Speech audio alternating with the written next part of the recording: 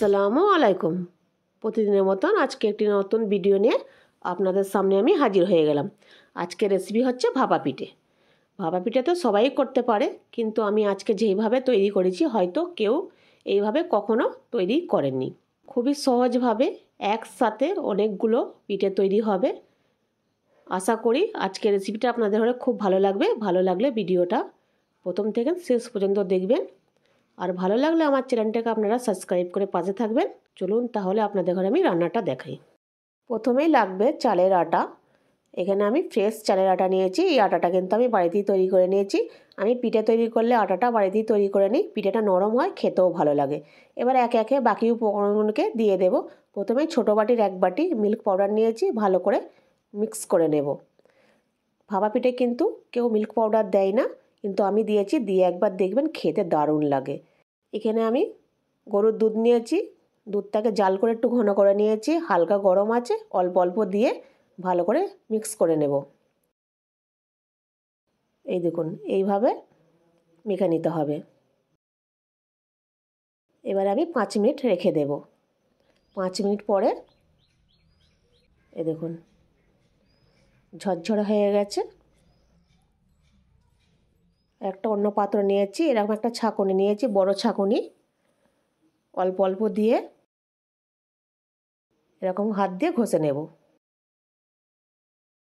সমস্ত আটা আমার চেলে নেওয়া হয়ে গেছে। চালার পরে দেখুন কত সুন্দর পুরো দানা দানা হয়ে আছে। এইভাবে পিঠে তৈরি করলে খেতেও ভালো লাগবে আর দেখতেও সুন্দর লাগবে। এবার উনুনটাকে আমি জ্বালিয়ে নিয়েছি। একটা বড় সাইজের আমি হাঁড়ি চাপিয়ে দিলাম, পরিমাণ মতন জল দিয়ে দেব। এরকম একটা সুতির কাপড় নিয়েছি, কাপড়টাকে আমি জলে ভালো করে ভিজিয়ে নিয়েছি। এবারে হাঁড়ির মুখে কাপড়টাকে আমি বেঁধে দেব। ভালো করে কিন্তু টাইট করে বেঁধে নিতে হবে। এইভাবে পিঠে তৈরি করলে একসঙ্গে অনেকগুলো পিঠে তৈরি হয়ে যাবে। ভালো করে দড়ি দিয়ে বেঁধে নেব। ভালো করে টাইট করে আমার বেঁধে নেওয়া হয়ে গেছে। পিঠেগুলোকে তৈরি করে নেব। এরকম একটা গোল চামচি নিয়েছি। এখানে খেজুরের গুড় নিয়েছি আর নারকেল কুড়ানো নিয়েছি। খেজুরের গুড়ই দরকার ভাপা পিঠের জন্য, আখের গুড় দিয়ে ভাপা পিঠে ভালো লাগে না। এবারে অল্প করে ভিজে আটাটা দিয়ে দিলাম, সামান্য একটু গুড় দিয়ে দিলাম, উপর দিয়ে একটু নারকেল কুড়ানো দিয়ে দিলাম,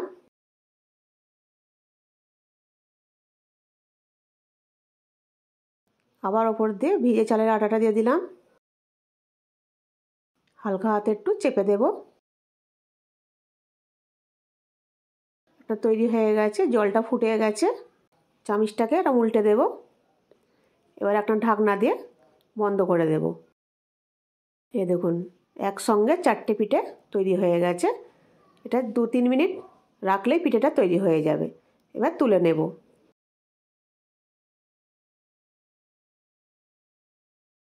তাহলে তৈরি হয়ে গেল কম সময়ে চটজলদি ভাপা পিঠা। দেখুন একটা ভেঙেও দেখাচ্ছি, কত সুন্দর হয়েছে দেখুন। খেতে তো দারুণ হয়েছিল, গরম গরম খেতে খুব ভালো লাগে।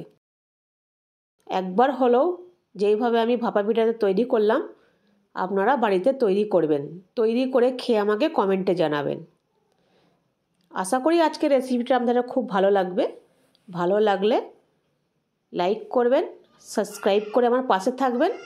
আবার আপনাদের সাথে আমার দেখা হচ্ছে নেক্সট ভিডিওতে।